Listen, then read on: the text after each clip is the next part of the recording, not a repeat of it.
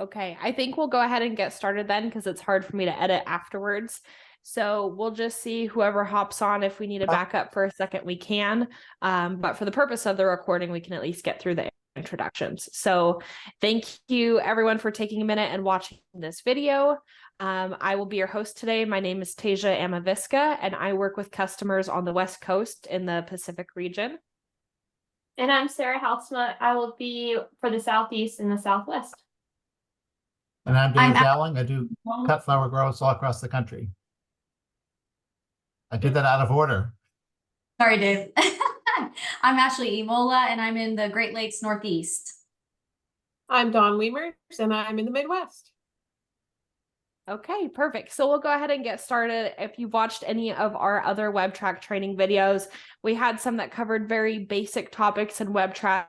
This is kind of our WebTrack 2.0 training, so a little more in depth, looking at some more technical tools and things that you can utilize from the WebTrack homepage. So looking here, we are on my WebTrack homepage. We are going to scroll down because our topic today is to cover reports, documents, and subscriptions. So we are going to be taking a close look at this section of WebTrack. So I'm going to go ahead and click reports and documents. And this will take us to our next pop-up screen. So for today's training, most of our conversation is going to be walking through everything you see here on this page. I'm not going to walk through every single option on this page because we would be here for far too long, but I will give you a very good overview. And if you have any other specific questions, just reach out to your rep, to our ColorLink or customer service team. We'd be happy to answer any more detailed questions about this. So starting here on the left-hand side, the first thing that you're going to see is a filing cabinet. And think of it literally just as that, as your virtual filing cabinet. So this is a place where you can quickly find a lot of different documents. The first thing I want to touch on real quick is your inbox. So I've gotten the question a lot, like, what is my WebTrack inbox? It's usually the first top thing that you see on the WebTrack homepage. And so most people probably don't utilize this feature. What it is good for is that it is a secondary location where you can store information, reports, and documents. So let's say that you don't want subscriptions, order changes, copies of invoices and credits to be sent to your email. You would rather just be able to log into WebTrack, see that all in one place. You can assign your documents and subscriptions to go to your WebTrack inbox instead of sending to your email. So then also in the filing cabinet, there's a few different documents that you have quick access to. So you can hop in here and look at order confirmations. You can look at your seed packing lists, invoices and credits, and your account statements. And so one thing I like to remind people is the great thing about WebTrack is that there are multiple places where you can find the same information. So this is not the only place to find copies of your order confirmations, your seed packing lists, but it is a very quick, easy, and efficient way to find these documents if this is the preferred method for you to find them in here. So I'll hop in and let's take a look at order confirmations. So when I click this, it's going to take me to a second screen. And if you have joined any of my past WebTrack trainings, one of my favorite pieces of advice is that when you see filters like this on a screen, you don't have to initially enter anything. And I recommend as soon as you see a screen with a bunch of filters, go ahead and click search and see if you automatically find what you're looking for, because most times it will automatically show you everything upcoming for whatever it is that we have clicked on. So in this case, order confirmations. Then if you're not finding the specific item that you're looking for, then go back in and you can start adjusting some of these filters. Go ahead and click search. And then down below here, you will get copies and you will see copies of your order confirmations for orders that you have placed and even orders that you might have canceled. These ones, for example, were for training video purposes. So I'm going to go ahead and click the back button in the top left of the screen, go back to the previous page we were on. But you can dive into each of these filing cabinet items and see a very similar filter selection, and it will auto-generate whatever it is, whatever topic you click on. Seed packing lists can be handy because if you have a large seed order and a few of the seed items were back ordered, you might have one initial ship date for the bulk of your order, and then you might have 2 or 3 other ship dates where some of your back ordered seed item ships out. And so the nice thing about the packing list is it will break down your seed order, not by each order itself, but by each ship date. So you'll get the packing list for each order. So you'll say, okay, I know I have a few back ordered seed and some things just shipped out. I got a shipment text notification. What's in that shipment? You can hop in here, check the seed packing list and say, oh, okay, there's 3 seed items on this order. I got my gazanias, my phlox, and my marigolds. So again, very helpful, especially if you order a lot of seed through us. So down below under the filing cabinet is our report wizard. So this is a great way if you want to run a report to gather a chunk of data about your account. So again, we have different topics. We can look at orders, invoices or credits, the financial summary, and a plant receiving form. So for today's training, I'm going to dive in how to look at an order report. So I'm going to click orders. And then it's very self-explanatory when you hop in here. It's going to ask you a few questions about what type of data you're wanting to pull. So for example, I could pull a orders report for new orders, all orders, or maybe just my seed back orders. So for the purpose of this training, I'm going to go ahead and click all orders.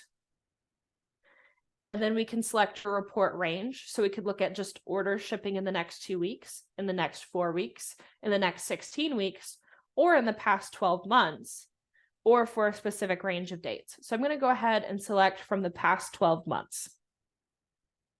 From here, we can select the type of items we want to show up in the report. For the most part, you'll see plants, and then you'll see seed, or I should say you'll see seed, and then anything that's not seed. And then you also have the option to choose all items. So for the purpose of this report, I'll just go ahead and click all items.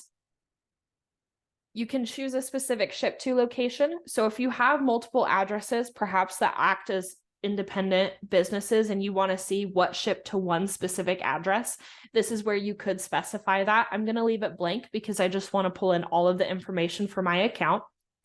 You can click your email in here. So enter your email address and then select the output format. I highly recommend anytime you do this, click formatted XLSX file. This is going to be a very formatted, pretty nice Excel document, which I will show you guys here in just a minute.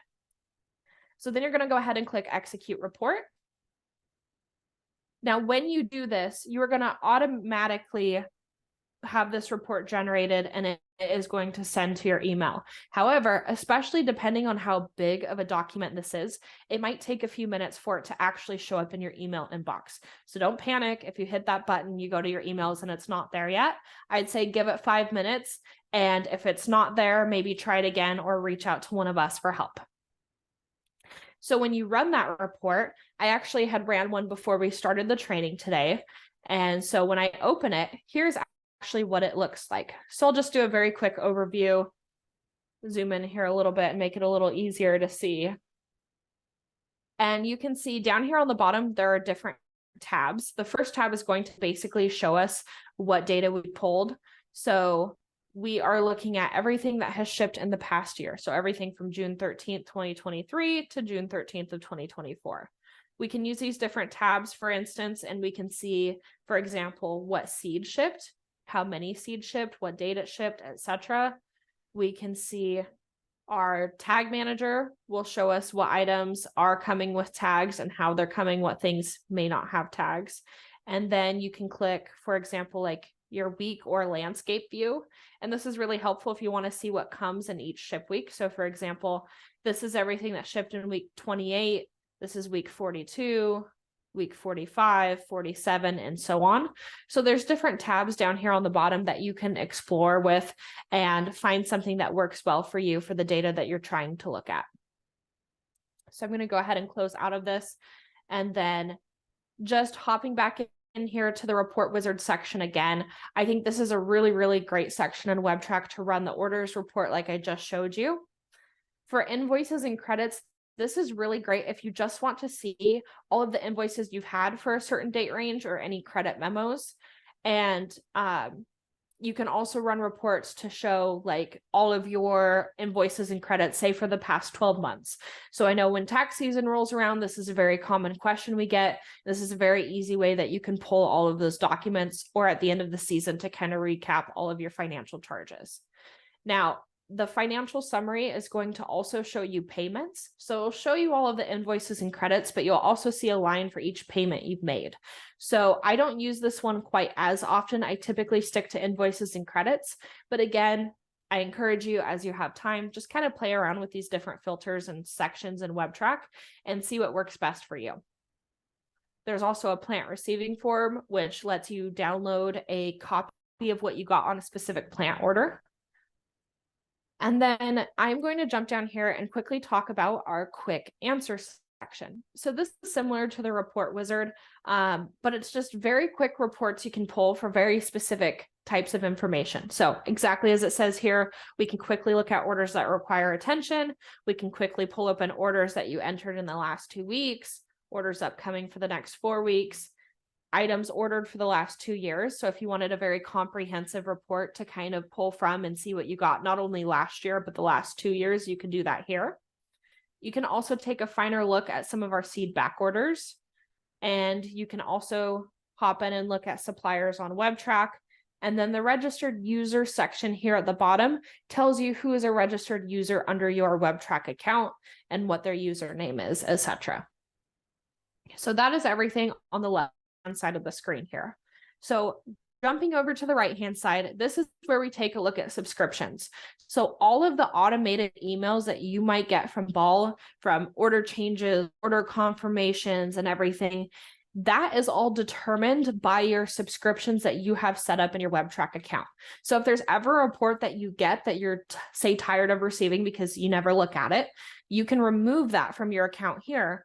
Or you can also look at maybe subscriptions that you haven't received in the past that you would like to start receiving. I will also add that we do have some things that we send out as a mailed copy. And if you are interested in no longer receiving the mail version, you'd rather just get an email version of it, you can also do that through here.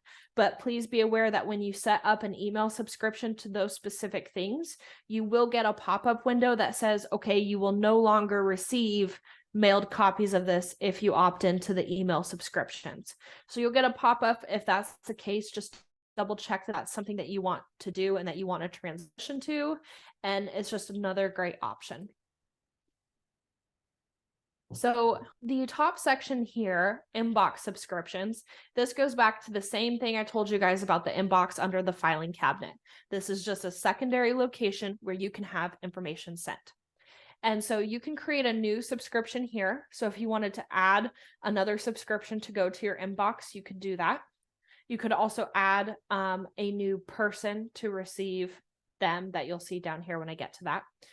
If you don't want things to come to your inbox, you can hit the little trash can button here and get rid of that subscription. You can also change it here, but it'll tell you this means that we're set up to get a supplier change report sent to our inbox.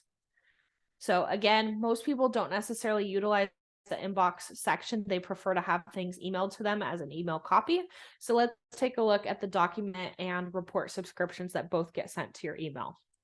So for documents, think of any document that's generated through your transactions at Ball. So an order confirmation, an invoice, a credit, any of those documents, you can adjust the subscription for in this section. And so as I mentioned in the inbox section, you will automatically, when you log into your account here, see any email address or person that is currently signed up for subscriptions. If you're curious to see what this person is signed up for, you can hit the little down arrow and it will show you all of the document subscriptions that they are currently signed up for. And again, from here, you can change the subscription that you're getting. So if you want to change some detail about it, you can do that here. You can get rid of it and hit the trash can button. And if you would like to add more, you can also create a new subscription. So let's say I want to add a new subscription for my account. I'm going to click create new subscription. And then again, you're going to get different drop downs depending on what document you're interested in. So let's say I want to start receiving invoices and credit memos. And I can select what type of orders I want to get invoices and credit memos for. In most cases, you'll probably choose all. Again, you can choose a ship to location if you have different addresses and you'd like to specify. And then you can also choose the email address. Again, it should be automatically populated because we're just adding a new subscription for my account. I can click submit. And then here is the pop-up. Now I will no longer receive paper format notifications for this type of subscription. So then you know that you just need to rely on your email if it is your email that you would like to receive these documents from. So then now when I click on this little down arrow, we'll see the subscription that I just added, invoices and credits. So jumping down to report subscriptions, we can do the same exact thing here. We can add a new recipient. I can do the drop down arrow, see everything that I'm currently signed up for, and I can change each subscription, and then I can also delete them if I want to. One cool thing that I will show you guys, so when we hop in here and look at this create new subscription, there are different topics covered in this area. So you can see plant and plug availability. You can get a sales orders report, shipment notification, invoices or credits report, supplier changes, and alerts. So one thing that's pretty handy here is you can sign up for shipment notifications. And then you can actually sign up to get a text for your plant and tag shipments. You can also do it for seed as well. So just another cool feature. Most of these subscriptions, you'll sign up to an email address, but there are a couple that you can sign up for text as well. I will say that if you do sign up for shipment notifications, WebTrack doesn't necessarily update you when the product has actually shipped. It might also be notifying you that is the week of shipping. So just be careful if you're signing up for these shipment notifications. I always still recommend that everyone signs up for UPS My Choice and FedEx Delivery Manager to get specific updates about their package to know exactly when their package is delivered. So I'm going to go ahead and click back and get back to the main screen that we were on. So this is everything in the reports and documents section of WebTrack. And one last thing that I wanted to touch with you guys is how to utilize filters in Excel documents. This isn't something that I knew how to do before I started working for Ball, and knowing that I send out availabilities to a lot of my customers all of the time, this is a very useful tool that I think you'll find very helpful. So I'm going to pull open, for the purpose of this, I'm going to pull open the report that I had shown you guys earlier, the orders report. And you might receive a report like this from someone in the Ball office that already has these little white boxes with the upside down gray triangle. This means that there are already filters applied to this Excel spreadsheet. What's really cool about this is you can go to any header within the row that you're looking at, and you can choose to filter the information in different ways. So for example, when I click this little down arrow, I could sort everything A to Z by what's in this column. I could sort it Z to A. I could also filter for certain things. So let's say I only wanted to see the Agastaki on this document. I could start typing that in, and I'll show you guys how I did that again. So when I click here, I start typing Agastaki, and I don't even have to type the full word, but it's going to immediately pull open anything that has those key letters that I just searched. So it's a very quick way. Like if you have a supplier availability, like, okay, where's the delphinium? What delphinium do they have? You could go up, use that filter, start typing in DELPH, and then pull open all the delphinium available. And then you can also clear the filter. So I'm going to go ahead and do that. And so, like I said, you can do that for different things.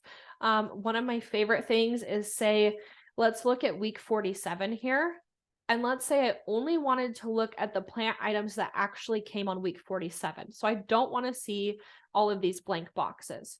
What I could do is click this little filters button, and you'll see that it shows you all of the different options that came up within this column. And I could go ahead and remove the blanks. So anything you leave a checkbox by is what's going to pop up when you click enter or apply the filter. but I'm going to remove the blanks because I do not want to see the blank items. I'm going to hit OK. And I'm going to only see the items that had a number. So that's kind of a cool way to just filter and change the data. And there's a lot of different things that you can do with these filter tools. Again, this is just a quick snippet of it. But if you have any other questions, just reach out to your ColorLink ADR, reach out to our ColorLink team or our customer service team, and we would be more than happy to walk you through any of these features in WebTrack in more detail or answer any specific questions on them. But otherwise, I think that is everything I have for you guys today. Thank you so much for